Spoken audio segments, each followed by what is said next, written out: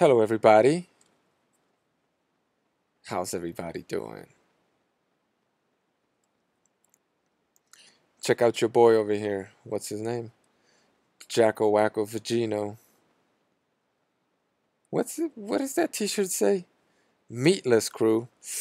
Oh, sounds a lot like Dickless crew. Quite apt. Jacko Wacko Vagino. He's another one of those guys with underdeveloped, long faces, and he's a notorious mouth breather.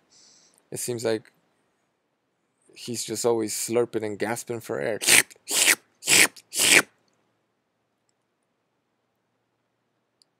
A degenerated individual, underdeveloped as a baby, probably because of nutritional deficiencies. Thus, primed up for the nutritionally deficient vegan diet, probably a mutant. And if you're sitting there and getting all butthurt, why is it that it's okay for vegans to belittle and attack all non-vegans out there, call them murderers even? But as soon as you criticize and judge a vegan, oh my God, all hell breaks loose. Why is that? Because it's a self-refuting, hypocritical ideology. I mean, just look at the title of this video. I'm not vegan anymore. Trend is back and better than ever before. So let me get this straight. It's not okay to call veganism, joining veganism, a trend, because that would trivialize this pursuit of higher morality, right? But leaving veganism is a trend. So, wait. Joining veganism is not a trend, but leaving it is, huh? How is that if, what is that if not self-refuting? Contradictory, hypocritical. You dig? And as far as me judging the kid, come on, man. If he could take a dick, he could take a joke. Anyway, I wanted to talk about, or continue this conversation of veganism being a self-refuting ideology. And something interesting that I've noticed, besides the fact that a lot of these vegans, the prominent or somewhat prominent YouTube vegans, seem to have really big noses. Has anybody else noticed that? Are they part of the kosher crew? What's going on here? Anyway, another blatant contradiction in the self-refuting ideology of veganism is this idea of live versus dead food, right? I'm sure many of you have heard many a vegan say how they eat food that's alive and has some kind of special life force, whereas you, carnist, you eat nothing but, or what you do eat is dead animal corpses, or in other words, dead animals. Jesus Christ. Start making sense, vegans. Seriously, start making sense. So, neither the meat that you eat or the plant that you eat is really alive, right? They're not. They're both dead. Now, if you want to talk about seed, such as grains, legumes, or nuts, having the potential to spawn life given the right kind of conditions, fair enough. The same could be said about fertile chicken eggs. A little anecdote. I know some people who say they're vegetarian. They're often talking about how, veganism, vegetarianism are so superior, blah, blah, blah. But then they eat chicken. And this woman eats fertile chicken eggs because there's some research out there that suggests it might help with the disease that she has, degenerative disease that she has. So she's been told to eat food that's quote unquote alive. But be that as it may, vegans are they cheat, man. vegetarians, vegans, they all cheat. Get out your feelings, man. And those that don't cheat, it shows. Anyway, just my opinion. However you want to slice it, whatever new agey religious ideology you want to apply to your food and pretend like it has some kind of life force, you could miss me with that nonsense, because even if seed or this fertile chicken egg has the potential to spawn life one day, all of that potential is erased by your teeth, and by that I mean your Vitamix vegan, or as soon as that food hits that acid in your stomach, it's all over, right? Dead. So nobody eats anything that's alive. And here's something I've been wondering, because these vegans, they always talk about how alive their food is and how your food is dead, right? How you're somehow disgusting because you're eating dead things. Like, what are they saying? Are they saying you should be eating animals alive? And if so, what does that say about them and their ethical, moral code, right? They pretend to be so ethical, but then they're suggesting you should be eating animals alive or something. Really disturbing ideology, man. It just doesn't make any sense, at the very least. But speaking of seeds and fertile chicken eggs, if eggs are chicken periods, wouldn't seeds be plant jizz? Now you know why I call almond milk nut juice. But anyway, these vegans are silly, man. None of that shit makes any sense. But what do I know, right? I'm just a dead corpse eating carnist. Jesus Christ. Labels, labels, labels. Look, plants, animals, they're both dead. They're both really dead when we eat them. Okay? This isn't debatable. They're dead. But somehow to these vegans, plants, by the virtue of being plants, possess this superior life force to animals, right? When it comes to ingesting them. They're somehow superior, and that has everything to do with the fact that they're alive. But when it comes to conceptualizing, not actually eating, but thinking about eating, be it plants or animals, somehow animals are superior to these plants. So when it's convenient, plants contain this superior life force to dead flesh. And then when it's once again convenient, because they're ideologically possessed, somehow animals take precedence over plants because of their life force and the sentience that comes with it, right? How is that not a blatant contradiction? You can't have your cake and eat it too. Like, which is it? Are plants the ones with the life force, or is it the animals that have more of a life force? Which is it? As far as being life force being nutrition density, or relating to nutritional density, we all know the answer to that question. If we're being honest with ourselves, obviously animal products are a lot more nutritionally dense. And the truth about a lot of these ethical vegans is that they hate animals. It's not about loving animals. It's about controlling fellow human beings, because they hate humankind and they hate animals. They don't respect animals. Look, people who raise livestock to sustain themselves, and this might not be true of the city dweller that gets his steak at the supermarket, because he's been so detached from nature and the production of the food, he maybe no longer feels this connection, right? But this could be said of hunters who hunt for food, and people who raise animals, slaughter them and eat them themselves, right? They have a certain kind of respect. Now, I won't call it love, because I know what love is. And love is reserved for family members, people that are special, and maybe pets, right? Not the animals we eat, right? Because we're not zoophiliacs. We don't love those animals. We just eat them. But we respect them. We recognize that they're valuable, that their life force is going to help us continue our life force.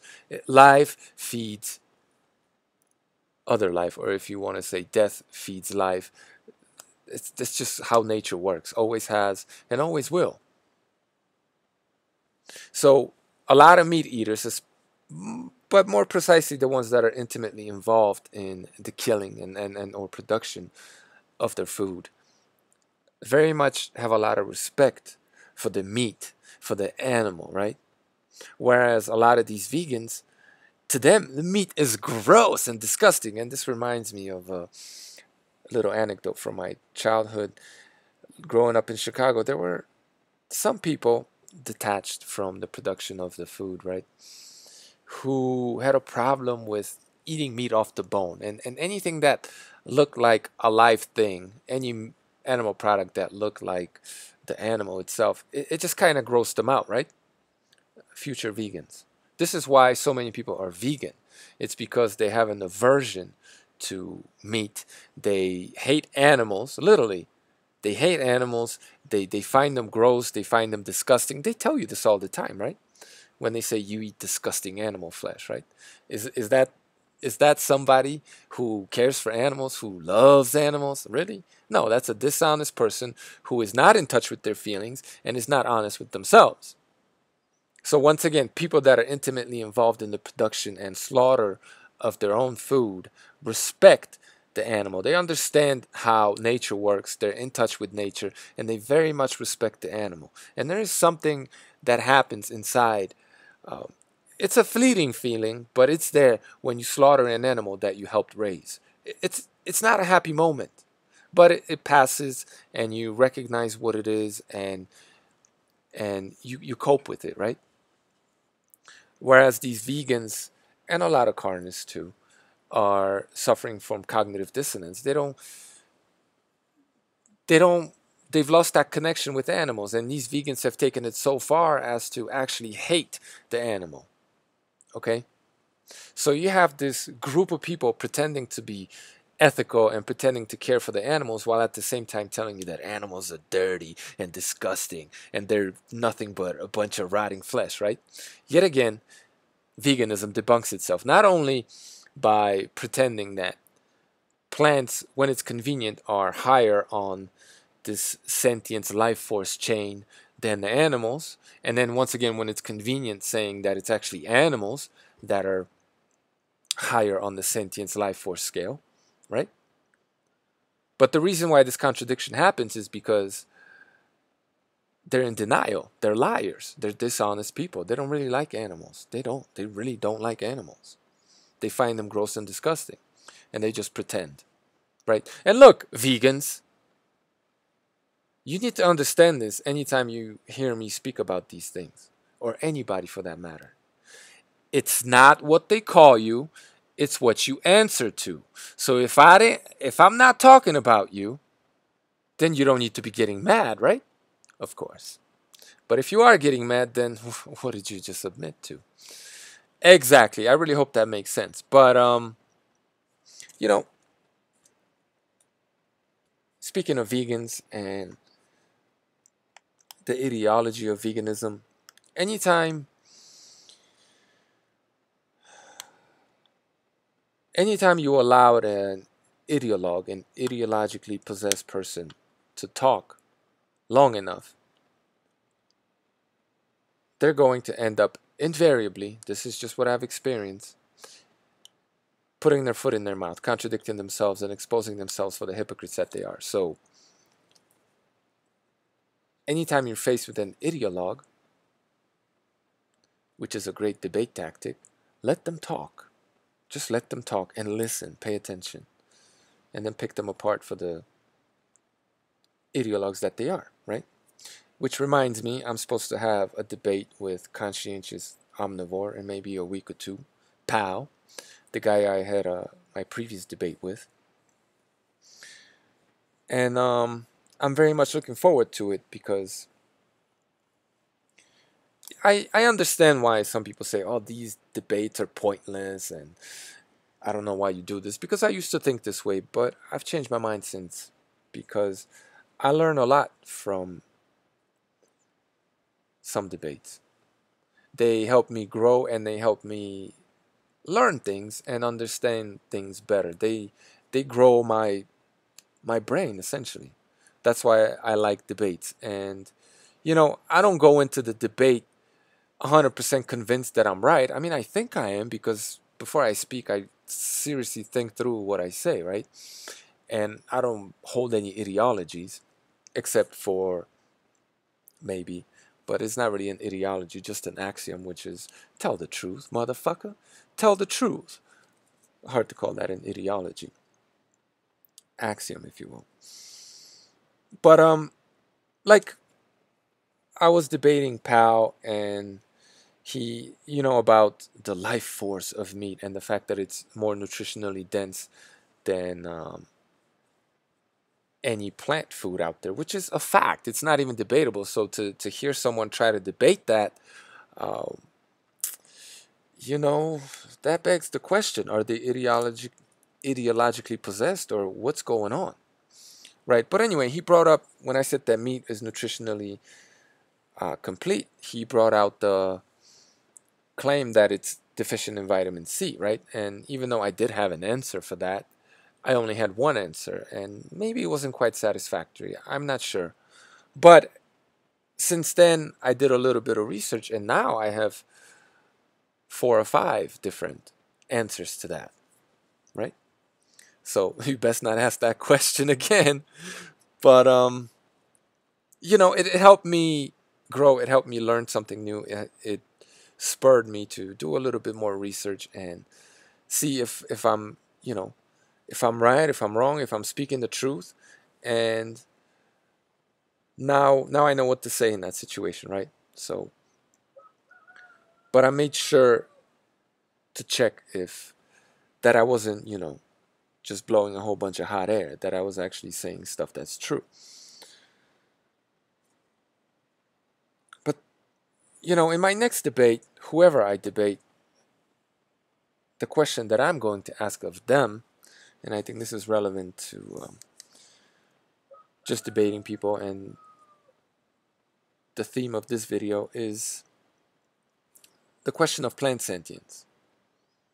Now, I believe that plants are sentient, but I know that there isn't enough evidence of plant sentience out there to reasonably surmise that they are sentient, right? So for the time being, we don't believe that, we say that plants aren't sentient. What you believe or don't, that's another story. But as far as facts are concerned, we don't think plants are sentient. We say they aren't. But that is something we used to think of fish up until very recently ago, and now there's evidence to suggest that they are somewhat sentient. So it's completely conceivable that one day we're gonna find evidence for plant sentience, right? And my question to vegans, and the next vegan that I talk to, will be, what are you going to do if, and in my opinion, when plants are determined to be sentient? What are you going to eat then?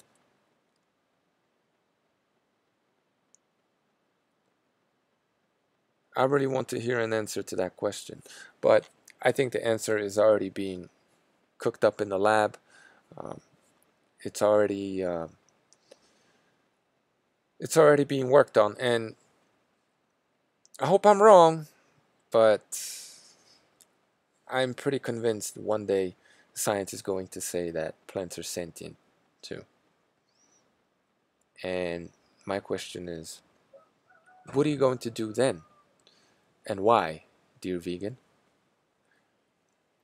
Anyway, once again, you see how veganism debunks itself anytime you put it to under any kind of scrutiny and you challenge it. These vegan ideologues end up putting their foot in their mouth, contradicting themselves, and looking just not only physically degenerated, but the mutants that they are, but also as huge fucking hypocrites. Ideologically possessed dummies. Somebody explain to me, how is it that sometimes plants have the superior life force, and then when it's convenient, it's the animals? Why is it not okay to say that joining veganism is a fad, but it's completely okay to say that leaving it is? How are vegans such animal lovers when they tend not to raise any animals, they tend not to keep any animals, and they're overall grossed out by animals when it comes to animal flesh and bone, right? The very essence of what the animal is. Your ideology, vegans, is incoherent, it's self-refuting, and y'all ain't nothing but a bunch of hypocrites. All right? Thank you for listening. Rate, comment, subscribe.